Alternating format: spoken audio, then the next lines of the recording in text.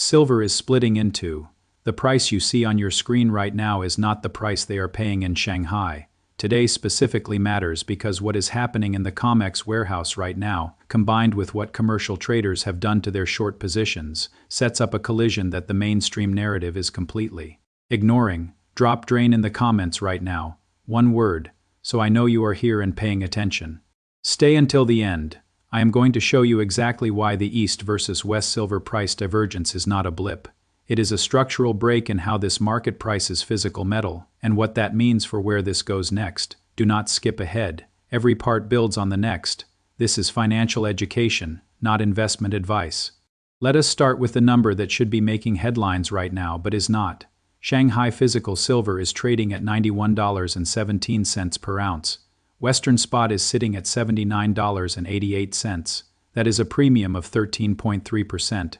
The dollar gap is $10.70 every single ounce. Source: goldsilver.ai, live data from March 16, 2026. Think about what that means. Two prices, same metal, same day. One market is paying significantly more than the other. That does not happen in an efficiently functioning single global market. That happens when physical demand in one hemisphere is overwhelming the paper pricing architecture of another. The East is telling you something. Western spot is ignoring it entirely. Now layer in what is happening beneath that surface. COMEX registered silver inventory stands at 79 million ounces. That is the metal actually available for delivery, not the total inventory figure, the registered pile. Over the last 30 days, registered inventory has drained 22.1 million ounces. That is a 22.1% decline in 1 month. Source: goldsilver.ai warehouse data. Live March 16, 2026. 22% of deliverable supply gone in 30 days. Let that settle. On a single session alone, March 13th, eligible inventory fell 2.94 million ounces. Source: Peer Metals on X, March 13th update. The total COMEX inventory across registered and eligible is 341.72 million ounces, but eligible is not available for delivery on demand. Registered is, and registered is shrinking at a pace that should command serious attention. Now look at the leverage sitting on top of that shrinking pile. Open interest in silver futures stands at 575.1 million ounces against 79 million ounces of registered metal. That is a ratio of approximately 7.3 paper ounces for every single physical ounce sitting ready for delivery. Source: goldsilver.ai live. The delivery coverage ratio in some snapshots reaches 13.7 times. 7-to-1, 13-to-1. Choose your number. Either one tells you the same story. Paper claims on silver vastly exceed the physical silver available to settle them. Now here is where it gets structural. The Big 8 commercial traders, the largest short sellers in the COMEX silver futures market, have reduced their short position to a 17-year low. Source: CFTC Commitments of Traders, March 13th release, referenced via multiple positioning analysts. Managed money short positions also contracted sharply, falling from approximately 5,074 to 2,975 contracts in a single week. Spec net long stands at approximately 24.6 thousand contracts. When the commercial traders who built their wealth fading silver rallies start closing shorts at a pace not seen in 17 years, that is not noise. That is institutions repositioning around a structural change they see coming in this market. The paper shorts have been the ceiling. The ceiling is being removed. Zoom out to the macro architecture supporting all of this. The BOC bought 30,000 ounces of gold in February, their 16th consecutive month of buying. Holdings now sit at 74.22 million ounces. Source: Bloomberg, March 7th. Central banks do not accumulate gold across 16 straight months because they expect dollar-based pricing to remain the global standard indefinitely. The Shanghai premium, the COMEX drain, the Big 8 capitulation, the BOC accumulation. These are not separate stories. They are chapters in the same book about a slow-motion repricing of physical commodities away from Western paper markets toward Eastern physical demand centers. Gold crossed $5,000 this week, 5,001.20 bid as of early Monday morning. Source: Kitco Live. That level carries psychological weight.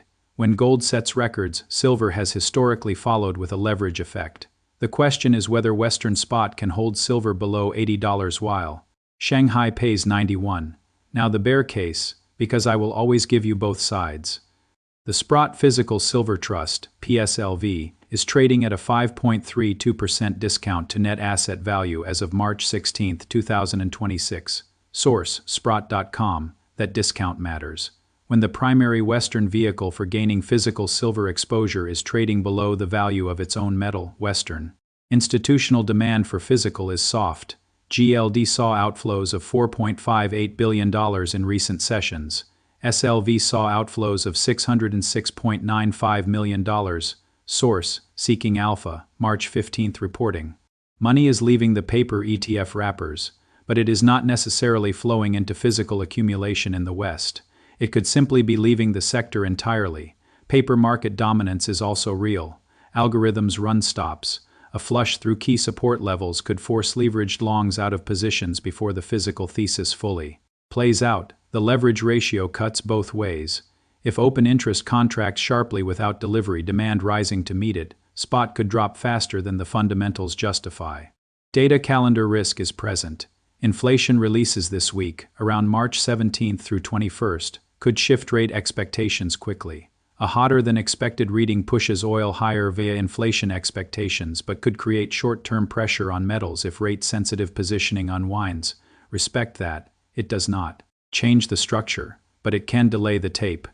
Where does the tape sit right now? Western spot silver is approximately $79.88. Shanghai physical is $91.17. The premium is 13.3% and $10.70 wide. COMEX registered is 79 million ounces and shrinking. The Big 8 short position is at a 17-year low. Open interest leverage is approximately 7.3 times registered. Confirmation of the thesis looks like the Shanghai premium widening further, registered COMEX inventory continuing to fall, and Big 8 commercial shorts declining toward or below current levels.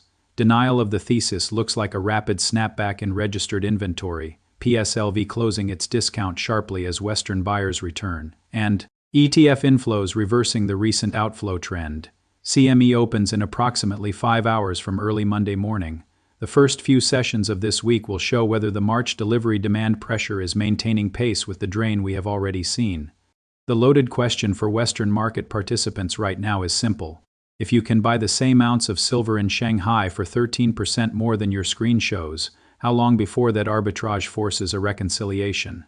Now, I promised you at the start that I would show you exactly why the East versus West silver price divergence is not a blip but a structural break in how this market prices physical metal and what it means for where this goes next. Here is the concrete answer. The Shanghai premium is not caused by currency effects alone. China runs a partially closed capital account. Physical silver does not flow freely between the two markets in ways that instantly close arbitrage. That structural barrier means the premium can persist and widen for extended periods without automatic correction. What it signals is that Chinese industrial and investment buyers are willing to pay $91 for metal that Western paper markets are pricing at $79. That is a revealed preference. They are telling you what they think the metal is worth when they need to actually hold it. The COMEX drain is the Western physical market saying the same thing more slowly. Each ounce of registered silver that leaves a COMEX vault reduces the foundation under a mountain of paper claims. The 17-year low in Big 8 commercial shorts suggests the most sophisticated actors in this market are no longer willing to keep selling forward at current prices. When the commercial shorts exit, the paper ceiling lifts. The structural break is this. For decades, the COMEX paper price set the global silver benchmark.